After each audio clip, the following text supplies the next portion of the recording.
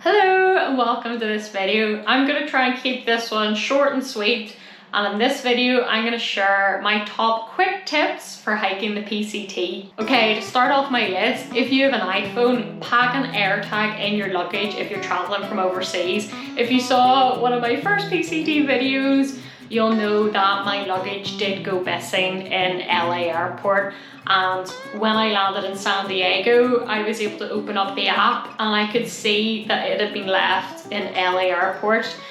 I don't think I would have got my stuff back if it wasn't for this, because the airline were saying that it hadn't been scanned in and that I should be considering buying new stuff.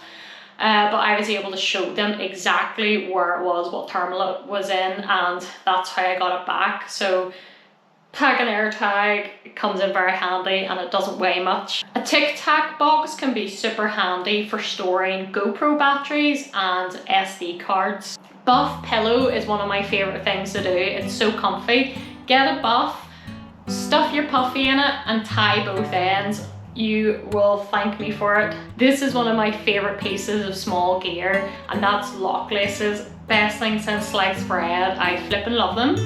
They are like stretchy laces that you put on your shoes, and they weren't much, maybe like $8 or so, and it just makes it so much easier to take your shoes on and off at breaks and in the mornings. You don't have to care about tying laces. Love it. Consider changing your insoles. I had never even thought about changing my insoles until about 1,000 miles in, when the pressure on my feet started to really hurt.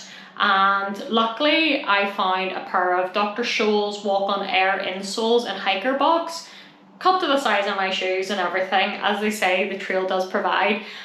This was one of the best changes I made. I didn't complain about my feet again for the rest of the trail. If you're using a Sawyer filter for your water, using the little coupling, it's like a little blue attachment, this is amazing. I recommend using the coupling with a C-Knock. So how that works is use the C-Knock as the dirty water bag, and then you can attach the Sawyer to that, and then having the little coupling on the end means you can attach a bottle to it, and this just means you can literally just hang it up in a tree and just let it filter itself. So while you'll see everyone running about trying to hold their bottle up, you can literally be having a nap while your water filters. Another handy thing about having the coupling is you can actually backwash your filter to clean it using this, instead of having to carry a syringe. So you can just use the other water and push it back through it. And another Sawyer related tip, it's really important that you don't leave your Sawyer water filter outside if it's likely to freeze, because what can happen is if it freezes, it can expand the pores inside it, and this means it won't filter properly and it might not even be noticeably broken. This actually happened to me recently. I was very frustrated, and I've come up with a plan to remind me to bring my water filter in every night, and that is to put something in your filter bag that you would use every night. For me, that's my toothpaste. So now I keep my toothpaste in my little drawstring bag with my filter, so at night it reminds me to bring my filter in, and this has been a game changer. Pack out pizza. This is a great one to prolong having town food on trail, and it's really handy because you can just wrap it up in tin foil. There's not much trash from it, and it's so good cold. So if you're in town, a lot of the time I would order a bigger pizza than I think I can eat, or 2 pizzas, and just like take a couple of slices, wrap it up, and then have it on the first day back on trail. And it's so nice because you don't have to cook anything. It's tasty, it's good cold, highly recommend it. I used a long bit of tin foil as a windshield for my little BRS stove.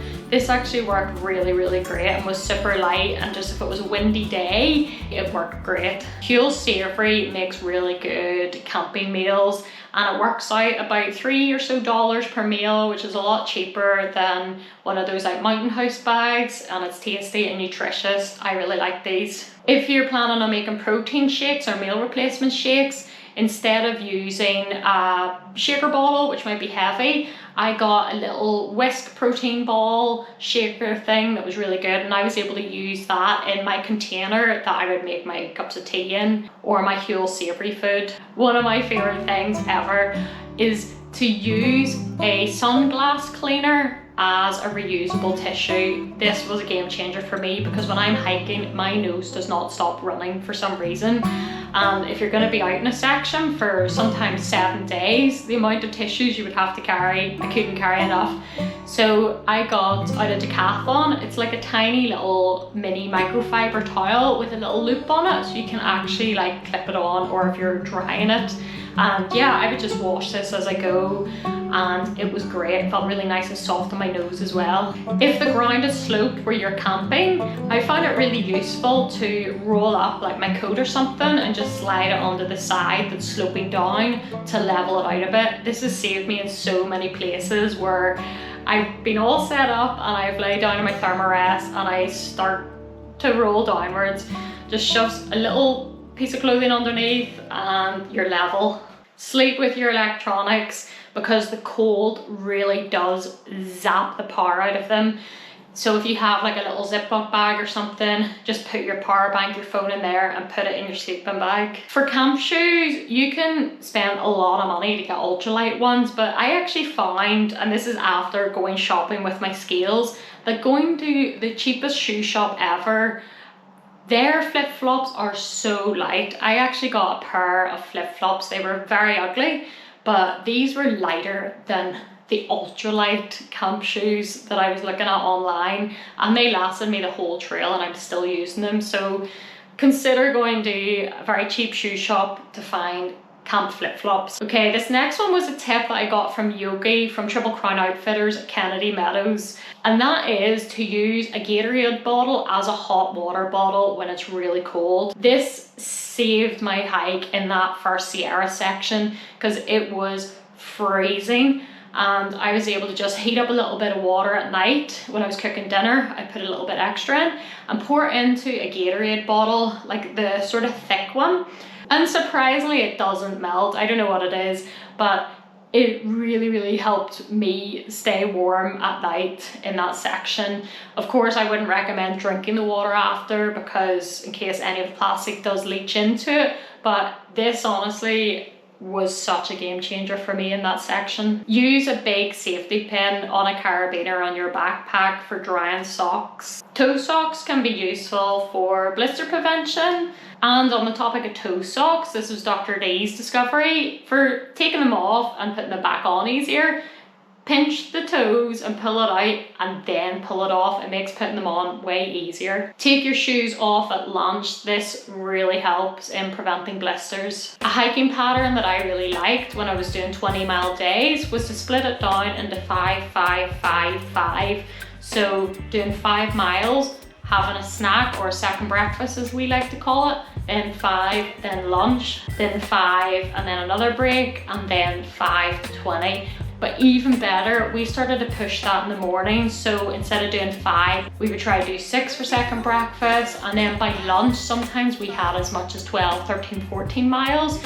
And that was key for us, was getting in more before lunch than after. And then the rest of the day made it so much easier. Know what a mile is. That sounds weird, but especially if you're international and you're used to kilometers, pick a place where you live, measure it out, and just know what a mile feels like. Even if you do use miles, it's really helpful because, for example, there's a park near me that I know is a 1 mile loop.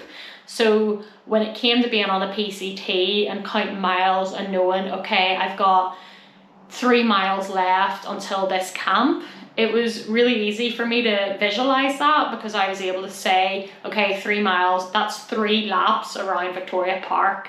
And that really helped me be able to figure out like how long 3 miles actually is. If you're doing resupply boxes and you're buying laundry pods to do your laundry in that town, stick some laundry pods in your resupply boxes. This was really handy because then when you get to the place you're picking up your resupply box, you already have your laundry pods. You can go ahead and get started instead of having to go to a supermarket to buy laundry pods. Tyvek. If you don't already know, Tyvek is one of the best ground sheets ever. I love it, it's so durable. But Tyvek can also be really useful for making sun shelters. You can use it to take breaks on as a sit pad. Or if you're my friend by the way, he actually used his as a waterproof cape.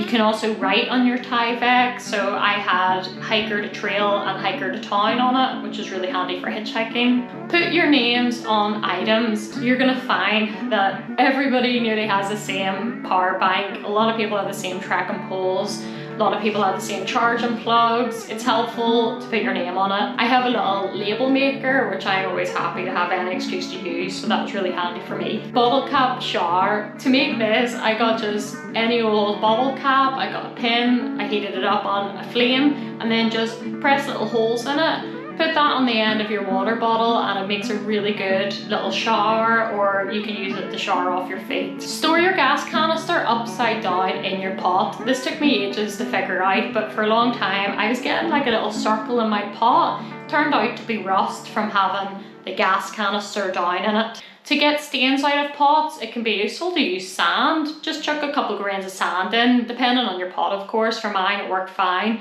and it kind of just helped get out those tough stains. Take a big sponge, snip the end, and you've got a perfect little compact travel sponge. Elastic bands are always really handy to have. Carry duct tape around your trekking poles. Tenacious tape is great for repairing things. I only recently learned that if you cut it into a circle before you use it as a patch, it's going to stick way better. Having a square means that the edges can sometimes pull off, so tenacious tape for fixing things, cut it in circles. If you come across a water source that is so slow and trickly that it's really hard to get water, consider doing leaf engineering. This is an art form, and me and Dr. Dynamite really enjoyed doing it. Basically find a big leaf, use a couple of rocks, prop it in. You're going to be able to build a little spout that makes it a lot easier for collecting water. On your zeros, if you're not ready to leave, consider asking for late checkout. We did this at nearly every place and I was really surprised. Probably 99% were willing to give us late checkout for free just because we were hikers trying to get everything ready, and they were really nice to us. There's a way to wear a buff where you can have it where it's kind of like a hat and a face cover. I would do that and put my hood up and it was nice and cozy. Turkey bags can be great for storing food in because they're odor resistant, so I would double up with my op sack and then everything in a turkey bag tied in a knot. Dr. Dynamite was a big fan of reusing Mountain House meal bags to cook in. Another Dr. Dynamite tip for through hiking is getting in one mountain house per section and using that mountain house bag as your cooking pot. I pretty much only needed to boil water in my jet boil and then dump it into my mountain house bag with whatever thing I was cooking up that day, be it ramen bombs, Huel bombs, Nor bombs, something else bomb. And they're disposable so that you aren't really worried about it building up really like nasty, because you just get rid of it every section, or you can push it 2 sections or 3 sections if you really need to on a budget. And they're very insulating. They probably cook foods better than any other pot I've seen, because they're metal lined, but they're made to be boil bags. So yeah, and they're very light and very small, and you can also, at the end of your section, you could use it as a trash bag and such, so they're very versatile. So yeah, that was something that I find very handy. I don't have one right now and I miss it. When going to the toilet, make sure, if you're going quite far off trail, to use some sort of system so you can find your way back to the trail, because somebody did die on the Appalachian Trail by getting lost going to the toilet. So you can actually get flagging tape, which obviously take it off as you come back, leave no trace. Or sometimes I use my hiking poles to make a little bit of a breadcrumb so I didn't get lost. It's probably also a good idea to take your phone anytime you do have to wander off trail, just in case you have to navigate back if you're using far out. Eat something within 20 minutes of finishing your hike.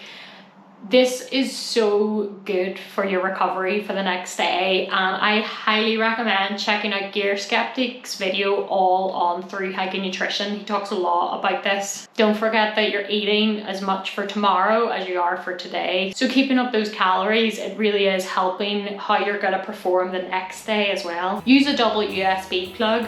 Especially in places where there's a lot of hikers and not many plugs, having a double USB can be really useful so you can charge 2 things at one time. Dip your sun hoodie in a river and put it on if it's really hot. This is like on-trail air conditioning and feels amazing. If you get to your river crossing, that is absolutely mental, and you know, if it's somewhere that's really cold, consider camping there and crossing it in the morning, because the rivers tend to be lower in the morning because of the snow freezing uphill overnight. If you are crossing a really sketchy river, it can be a good idea to attach your garment to yourself instead of your pack, because worst case scenario, if you fell in and you lost your pack and you got swept away, you would have some form of getting help. If you're thinking of quitting, have at least 2 days in town with really good food, and then if after that you're still thinking of quitting, then maybe that's the right time, but definitely do not quit on a bad day. When choosing a spot to camp,